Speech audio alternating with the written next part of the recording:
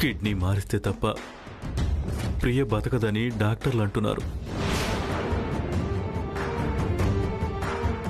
అలాగా ఇంకా ఆలస్యం చేయడం ఎందుకో? ఆదిత్య నీ కొడుకే కదా, వాడి కిడ్నీ ఇస్తే ప్రియ బతుకుతుంది కదా బాబా. మనం ఒక మార్గం ఉన్నప్పుడు ఆలోచించడం ఎందుకు, బాధపెట్టడం ఎందుకు? మనం ఏ దేవుడో వచ్చి ప్రియని కాపాడతాడని ఎదురు చూడాల్సిన పని లేదు. నీ కొడుకు ఆదిత్య ఉన్నాడు కదా, అందరికీ నిజం చెప్పేస్తే సరిపోతుంది.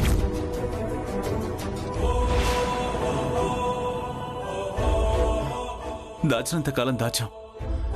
ఇప్పుడు ప్రియ ప్రాణాల కంటే ఏ నిజం మనకు ముఖ్యం కాదు బాబా.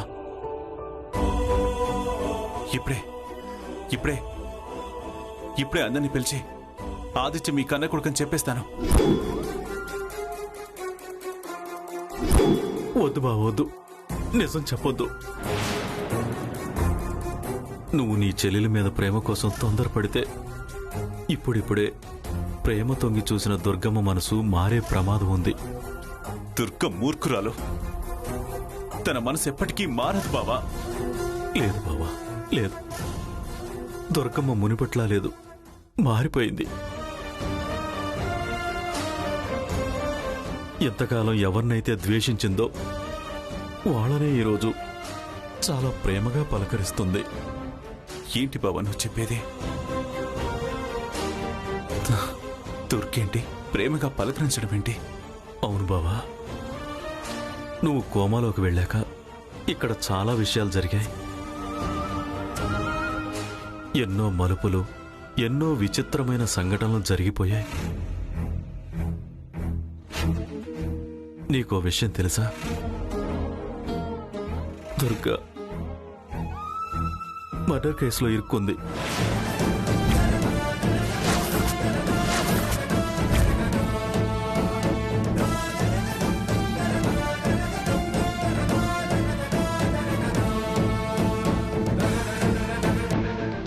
ఏంటి బావ నువ్వు చెప్పేది?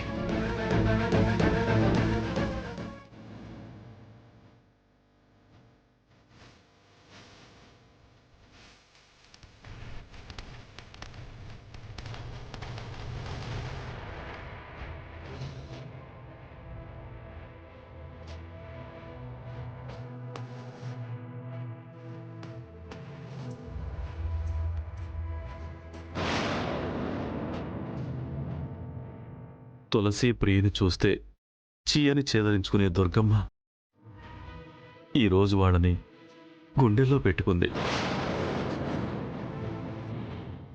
గొప్పగా ప్రేమించడం మొదలుపెట్టింది. ఇలాంటి సమయంలో ప్రియ కోసం నువ్వు నిజం చెప్తే ఆదిత్య తన కన్న కొడుకు కాదు అని తెలిస్తే తను ఏమవుతుందో ఒక్కసారి ఆలోచించు బావా. తులసి తన కూతురని చెప్తే ఎంత బాధపడుతుందో ఊహించు. మనందరం కలిసి నాటకం ఆడామని అపార్థం చేసుకుంటుంది. దుర్గమ్మలా అపార్థం చేసుకుంటే ప్రియ చేసిన త్యాగానికి అర్థం ఉండదు బావా. దుర్గమ్మ ఆవేశంలో ఏదైనా అఘాయిత్యానికి పాల్పడే ప్రమాదం ఉంది. తనకి నువ్వంటే ప్రాణం. అలాంటి నువ్వే నిజం దాచావని తెలిస్తే తను ఎంత కుమిలిపోతుందో ఒక్కసారి ఆలోచించు బావా. తట్టుకోలేదు. ఎంతకాలం నా కూతుర్ని నేను వేధించానా అని, నేను ఇంత రాక్షసురాలినా అని బాధపడుతుంది. కంటికి రెప్పలా కాపాడుకున్న ఆదిత్యని ఇప్పుడు దూరం చేసుకోవాలా అని సతమతమవుతుంది. అప్పుడు ప్రియ సమస్య కంటే దుర్గమ్మ సమస్య ఎక్కువైపోతుంది.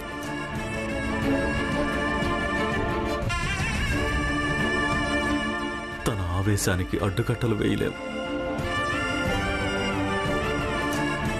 తనని ఓదార్చలేం. తొందరపాటు నిర్ణయాలు ఎలాంటి అనర్థాలకైనా దారితీస్తాయి బావా. అందుకే ఇలాంటి పరిస్థితుల్లో నువ్వు నిజం చెప్పడానికి వీల్లేదు బావా.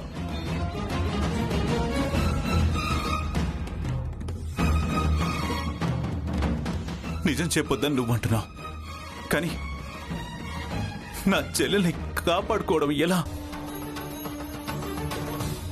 నా ప్రియని ఎలా బతికించుకోవాలి? నా చెల్లెలికి ఏమైనా అయితే నేను బతకలేను బావా, నేను బతకలేను. బావా, నిజం చెప్పేస్తా. నువ్వు నా మాట కాదని ఈ విషయం ఎవరికైనా చెప్తే నేను చచ్చిన తొట్టే.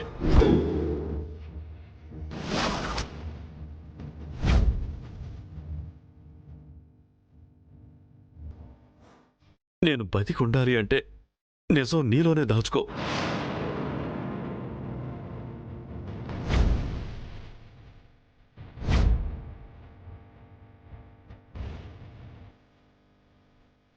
ఈ భావ నీకు అవసరం లేదు అనుకుంటే ఆ తర్వాత నీ ఇష్టం.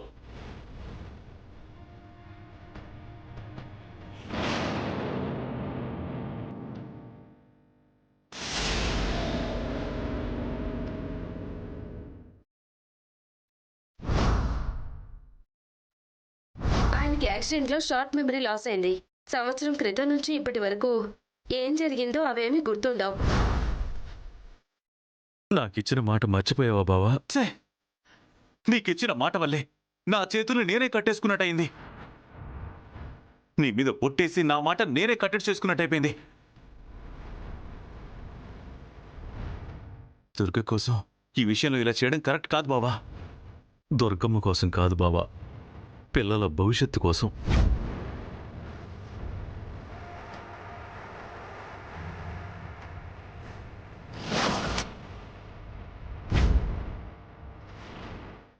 దుర్గమ్మ ఆదిత్యను దూరం చేసుకోలేదు, తులసిని దగ్గర చేసుకోలేదు. నువ్వు చెప్పే నిజం వల్ల అందరిలో కొత్త అలజడి మొదలవుతుంది. కొత్త కొత్త సమస్యలు తొంగి చూస్తాయి బావా. మరి ఎలా? నా ప్రియ బతికేది ఎలా?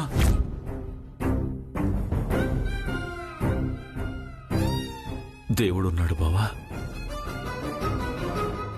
దేవుడు మంచోళ్ళకెప్పుడు మంచే చేస్తాడు. సమస్యను పుట్టించిన వాడే ఆ పరిష్కారం కూడా చూపిస్తాడు. అంతవరకు మనం ఓపిక పట్టి ఎదురు చూడటమే. తొందరపడితే కోరి ప్రమాదాన్ని తెచ్చుకున్నట్టు అవుతుంది. నువ్వు ధైర్యంగా ఉండు బావా.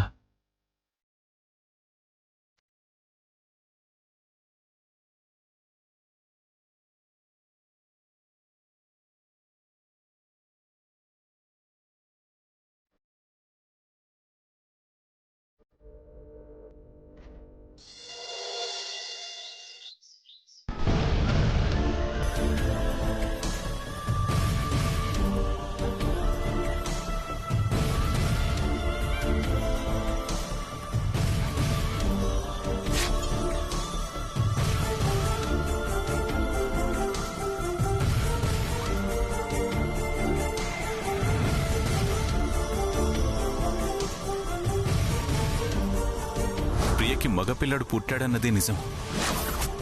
వాడెక్కడున్నది, ఎవరి దగ్గర పెరుగుతున్నది నాకు తెలుసు. ఈ దేవుడి సన్నిధిలో నీకు చెప్తాను. తొందరగా రామ్మా.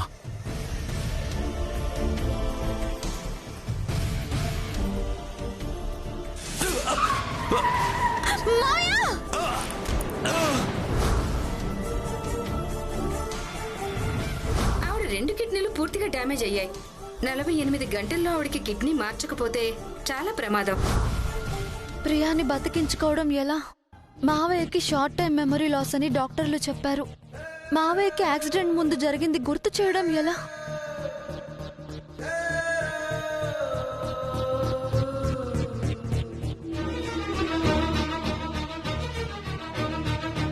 ఏంటమ్మా తులసి అలా టెన్షన్ పడుతున్నావు? ఏం చేయను మావయ్య, అమ్మ పరిస్థితి ఎలా ఉందో నువ్వే కళ్ళారా చూసావు. అమ్మని ఎలా బతికించుకోవాలో తెలియని అయోమయంలో ఉన్నాను. ఏం చెయ్యాలో అర్థం కావటం లేదు. ఇంతవరకు భయం అంటే ఏంటో తెలియని నేను మొదటిసారి భయపడుతున్నాను. నాకు తెలియని భయం ఏదో నన్ను వెంటాడి ఆవేదిస్తుంది. ఏ ఆలోచనలు రావటం లేదు. ఎటు చూసిన దారులన్నీ మూసుకుపోయేలా అనిపిస్తున్నాయి.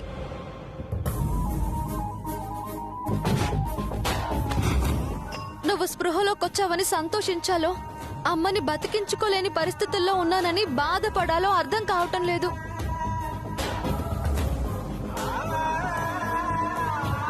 నువ్వు స్పృహలో నుంచి బయటకొచ్చి మమ్మల్ని గుర్తుపట్టావు, కానీ కొంత గతాన్ని మర్చిపోయావు. ఆ జ్ఞాపకమే ఇప్పుడు మాకు ముఖ్యమైంది.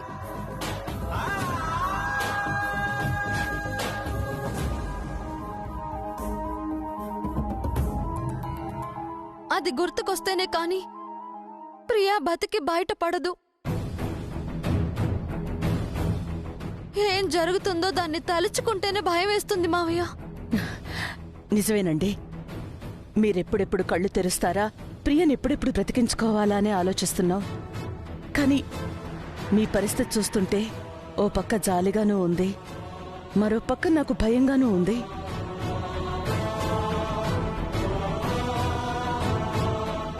ప్రియ నన్ను ఆదుకుని ఒక రకంగా నాకు పునర్జన్మనిచ్చింది.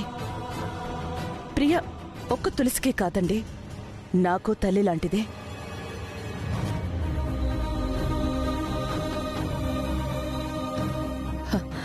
తను నన్ను బ్రతికించింది, కానీ తనని బ్రతికించుకునే ఆ అవకాశం నాకు లేకుండా పోతోంది.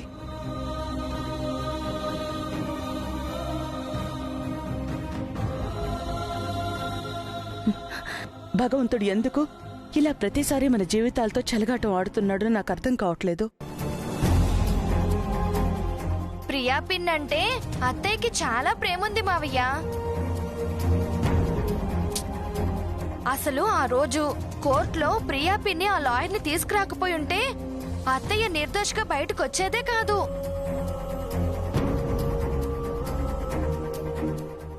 నాకు తులసి మీద కోపం అన్నమాట నిజమే. అలా అని ప్రియా పిన్నిని నేనెప్పుడు ద్వేషించలేదు. నన్ను తన సొంత కూతుర్లా భావించి ప్రేమగా చూసుకునేది.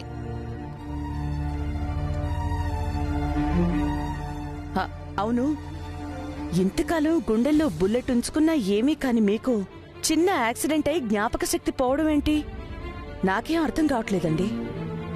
అదే నాకు అర్థం కావట్లేదు దుర్గా. లేదు నాన్న, బాగా ఆలోచించండి, కొంచెమైనా గుర్తొస్తుందేమో. నా ప్రయత్నం నేను చేస్తున్నాను ఆదిత్య. ఎంత ఆలోచించినా ఒక రకమైన సంఘర్షణకు లోనవుతున్నాను, కానీ సమస్యకి పరిష్కారం దొరకడం లేదు. ఈ మతిమరుపు కూడా ఇప్పుడే రావాలా ఏంటో ఇదంతా? ఈ పరీక్షలన్నీ ఎలా నెగ్గుకు రాగలుగుతామో అర్థం కావడం లేదు.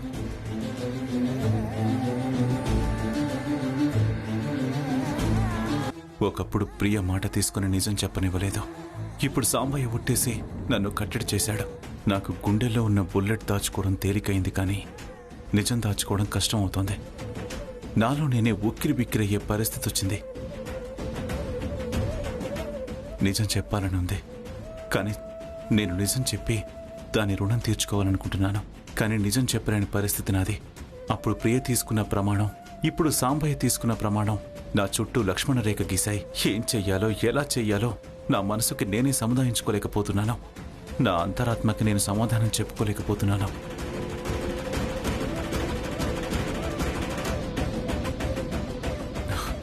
నన్ను క్షమించు తులసి. చచ్చా, మీరు క్షమాపణ చెప్పడం ఏంటి మావయ్య? ఇందులో మీ తప్పు మాత్రం ఏముంది? ఇలా జరుగుతుందని మనం ఊహించామా?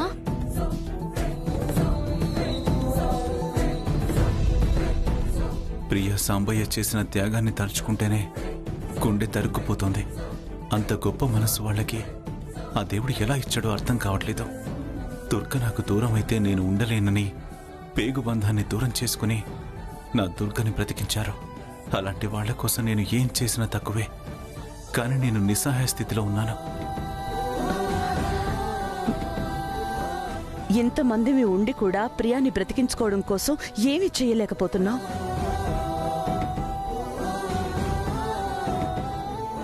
మావయ్య కళ్ళు తెరిచారు. ప్రియా కూడా కళ్ళు తెరుస్తుందని ఎంతో ఆశపడ్డాను. కానీ అంతా తారుమారైపోయింది.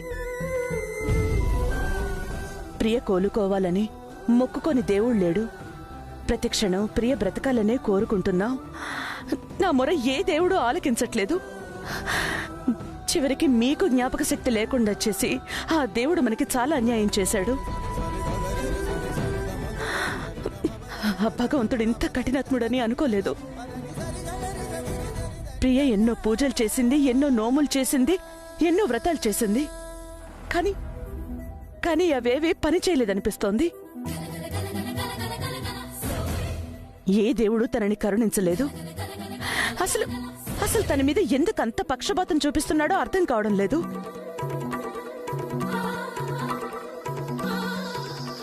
మీరొక్కసారి బాగా గుర్తు తెచ్చుకోండి. నిజంగానే ఈ 1 yearలో జరిగిన విషయాలు మర్చిపోయి ఉండొచ్చు గాని అంతకు ముందు అన్నీ గుర్తుంటుంటాయిగా. నిజంగా ప్రియకి మగబిడ్డ పుట్టుంటే చెప్పండి.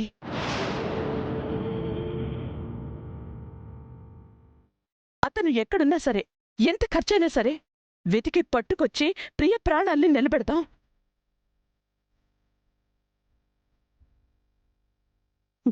ప్లీజ్ అండి, ఒక్కసారి ప్రయత్నించండి. ఇప్పటి మతిమరుపుని మర్చిపోయి అప్పటి జ్ఞాపక శక్తిని గుర్తు తెచ్చుకోండి.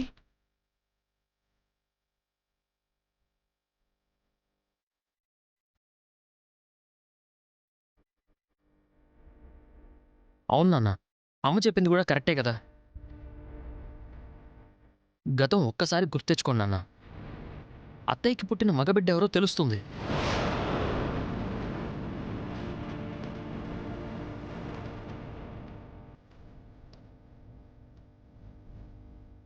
అయ్యో మావయ్య, మీరు మరీ ఎక్కువ స్ట్రగుల్గా ఫీల్ అయ్యి లేనిపోని ప్రమాదం తెచ్చుకోకండి. నిదానంగానే ఆలోచించండి, గుర్తుకొస్తుంది. అవును మావయ్య, ఏ మాత్రం చిన్న ఆధారం దొరికినా సరే ప్రియా పిన్నిని బతికించుకోవచ్చు.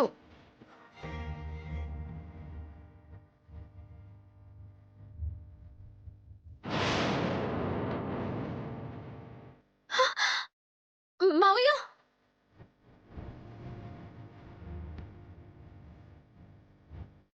ఏంటమ్మా? నర్సు చనిపోయే ముందు మీకు ఒక డైరీ ఇచ్చింది అని చెప్పింది. ఆ డైరీని ఎక్కడ దాచావని గుర్తుందా?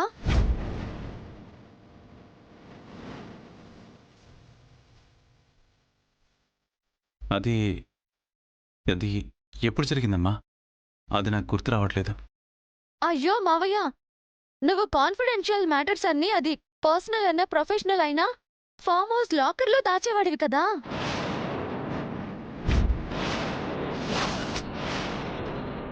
అలాగే ఆ నర్స్ ఇచ్చిన డైరీ కూడా ఫామ్ హౌస్ లోనే దాచుంటావు.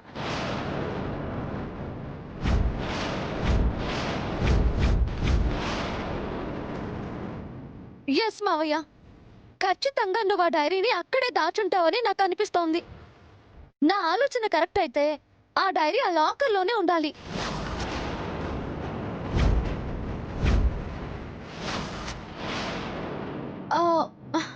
మనం అర్జెంటుగా అక్కడికి వెళ్ళి చెక్ చేద్దాం మావయ్య.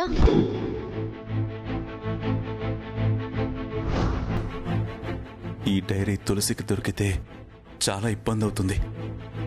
కానీ తప్పదమ్మా తులసి.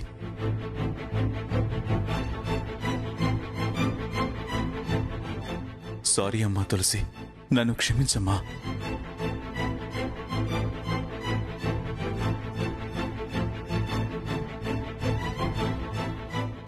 సారీ తులసి, నీకు చెప్పడానికి మాకేం ప్రాబ్లం లేదు. కానీ కుటుంబాలు విడిపోతాయి, దుర్గ చనిపోతుందన్న భయంతోనే మేం చెప్పట్లేదు.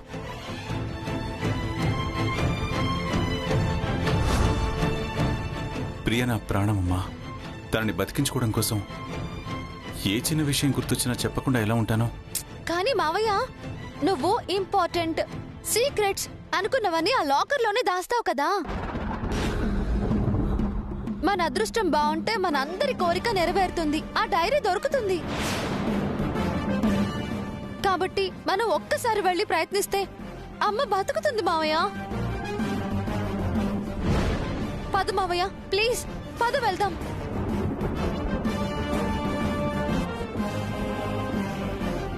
ఇప్పుడు అక్కడికి వెళ్ళి లాకర్ ఓపెన్ చేస్తే నిజం తెలిసిపోతుంది. ఎట్టి పరిస్థితుల్లో కూడా అక్కడికి వెళ్ళడానికి వీల్లేదు.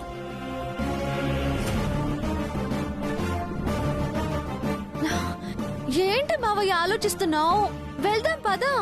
ఆ, అక్కడ పెట్టున్నాను తులసి. మనం అక్కడికి వెళ్ళి వెతకడం వృధా. ఒకసారి వెళ్ళి ప్రయత్నిస్తే తప్పేమీ లేదు కదా మావయ్య. అక్కడుండే అవకాశం లేదని మావయ్య అంటున్నాడు కదా. నువ్వాగు. తులసి చెప్పినట్టు ఒకసారి వెళ్ళి చూసొస్తే సరిపోతుంది కదా. వెళ్దామండి.